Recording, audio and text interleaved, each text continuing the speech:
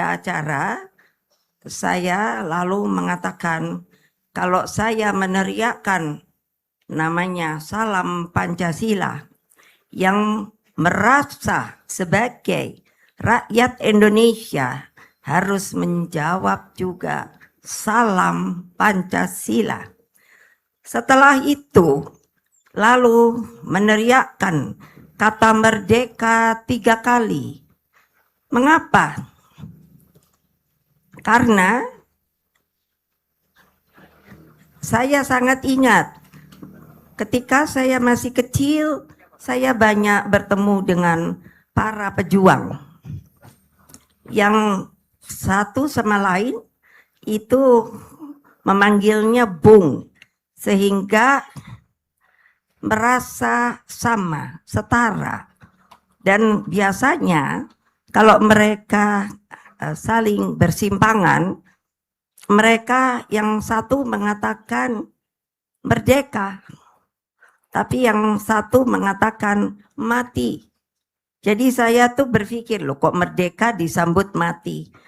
Artinya sebenarnya saudara-saudara sekalian, kalau kita tidak merdeka di dalam perjuangan itu, maka lebih baik kita mati syahid.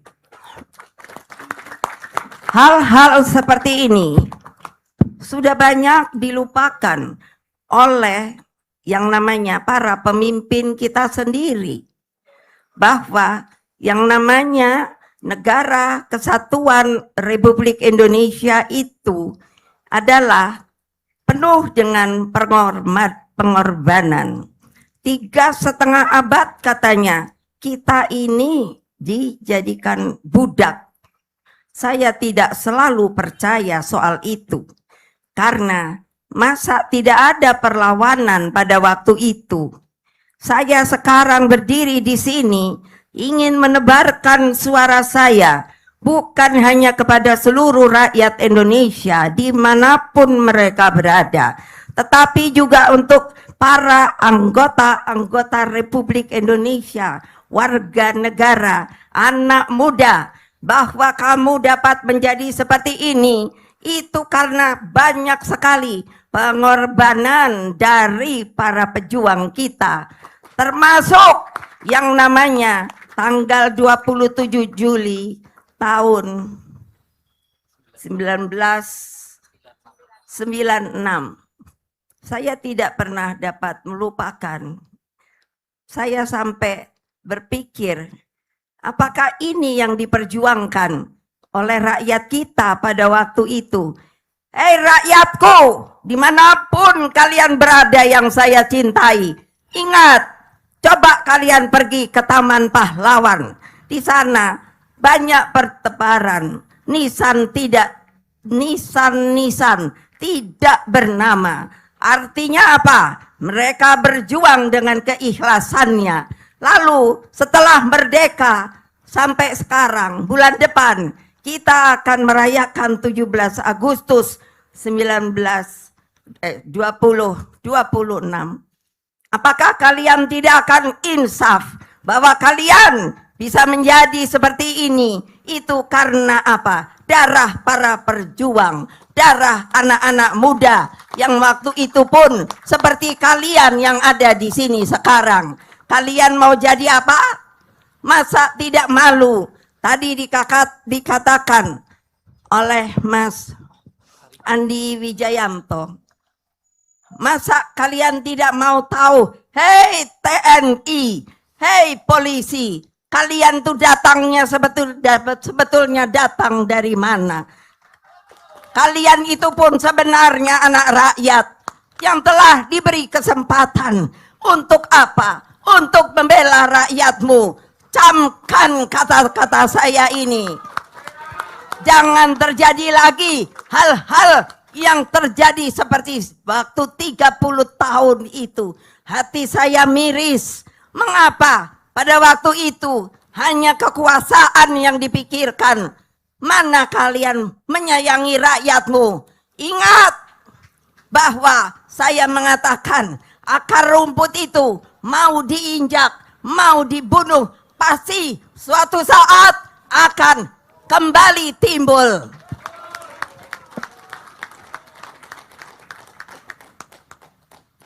Saudara-saudara sekalian, seluruh rakyat Indonesia dimanapun kalian berada. Mengapa saya bilang rakyat Indonesia? Jangan lupa, saya adalah Presiden Republik Indonesia kelima.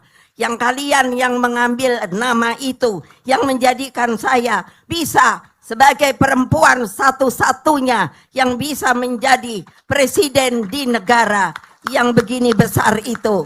Saya mengucapkan beribu terima kasih, tapi tolong ingat kata-kata seorang ibu bahwa yang namanya lebih baik kita ini apa? Berdemokrasi daripada keadaannya tidak benar. Dengan mengucapkan Bismillahirrohmanirrohim, monumen Kuda Tuli ini atau peristiwa 27 Juli pada 30 tahun yang lalu saya resmikan. Terus pegang semangatnya dan perhebat api perjuangannya. Api perjuangan itu saya selalu yakin tidak akan pernah padam selama rasa cinta kepada tanah air terus bergema di dalam dada sanubari kita. Kalau anak-anak muda sampai melupakan di manakah kalian tempat berpijak, kalau kalian hanya mengatakan kalau sudah merdeka ya sudah biar merdeka, maka kalian bukanlah anak-anak muda yang patriotik yang harusnya terus-menerus menggelorakan bahwa namanya Republik Indonesia ini dibangun dengan yang namanya air mata, darah, dan keringat. Camkan.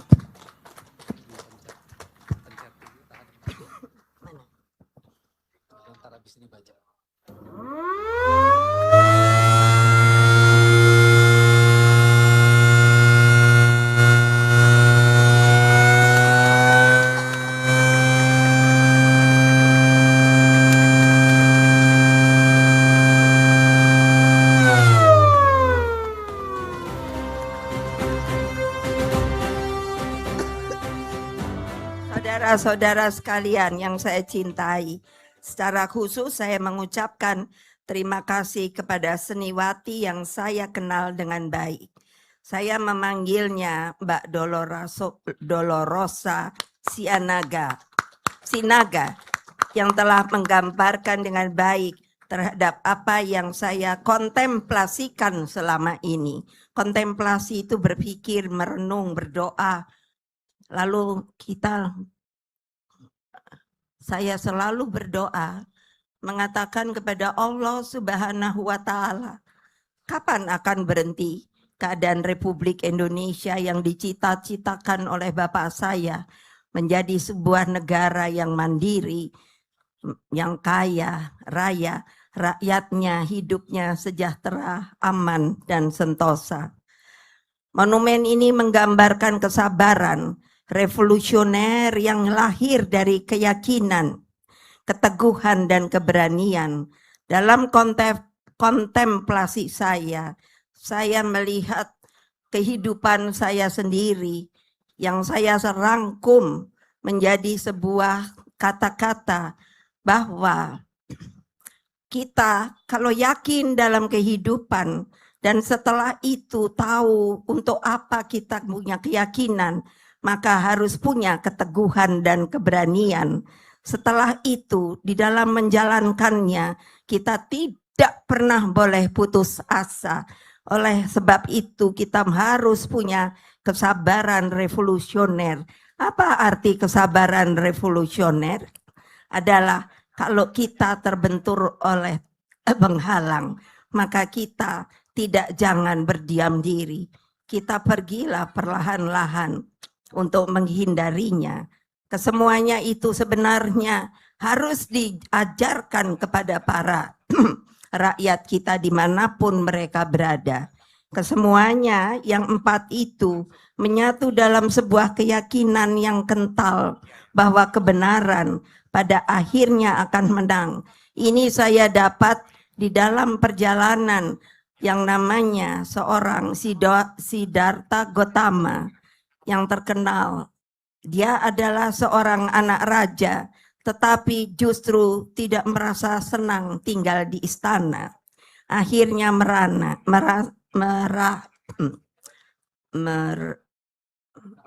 merantau. Dan akhirnya dia mendapatkan sesuatu yang sebenarnya luar biasa. Bahwa apapun juga, biar ditindas, biar mau dihilangkan melalui orang-orang atau melalui juga politik dan lain sebagainya. Tetap saya yakin kebenaran pada akhirnya akan menang. Siddhartha Gautama menyebutnya dia adalah Satyam Eva Jayate. Dan saya yakin kalau kita mengikuti jejak beliau, meskipun beliau beragama beda, tetapi di dalam hati nuraninya, kecintaannya kepada kemanusiaan itu luar biasa. Maka menurut saya kita seharusnya juga bisa mengerti mengapa sampai Siddhartha Gautama itu bisa mengatakan, yakinlah kebenaran itu hanya satu, yang hakiki, pada akhirnya akan menang. Satyam, sekali lagi, Eva Jayate. Wassalamualaikum warahmatullahi wabarakatuh. Om Santi, Santi, Santi Om. Rahayu. Salam Pancasila. Merdeka! Merdeka! Merdeka! Terima kasih yang sebesar-besarnya.